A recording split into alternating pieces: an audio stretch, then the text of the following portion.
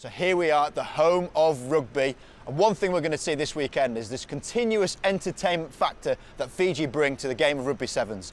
They are on an incredible 19-game winning streak, topping the table of the HSBC World Sevens Series, and when they play, they have this incredible ability to play until the death.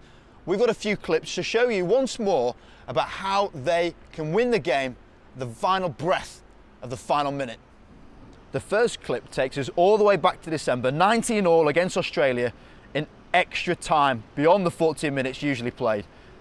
Fiji, as they always seem to do, never get stressed under pressure, and Nasila retrieves the ball from the kickoff, and this finer detail releases the ball, allowing the retention of the ruck to get Jerry Tuwai, one of the most pivotal players in this Fijian team, to get the ball in his hands.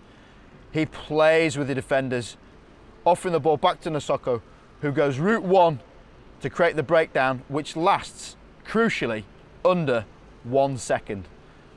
That gives time for John Stewart to come round, finds the gap for the 4 Australian players, and scores it right at the death. So many parts of Fiji's game come together in these final stages, and this continued all the way through to the last tournament in Singapore, where once again they were incredible. Kurt Baker could kick the ball out, extra time, 19-17, New Zealand were leading at this point. The ball stays in field, and again it's Tuwai. Now just look at how he scans the defence, asking those questions with those big supporting runners coming through the middle. Teasing the New Zealand defence, he's just looking for one player to step out of line. Nanduva sees he's got no space on the outside, cuts back on the inside, and does so, gets 3 people around the breakdown. As soon as this fragmented defence is spotted, Nasila sees that Collier is not up where he should be, and that separation of the line creates a wonderful chance now for Nasila to throw out the hitch kick, beat the sweeper on the arc, and celebrate what is a victory they should never have won. What a gripping game that was. The belief in this Fijian team is almost unrivaled, and they took that spirit into the final, where once again it was Australia having their hearts broken.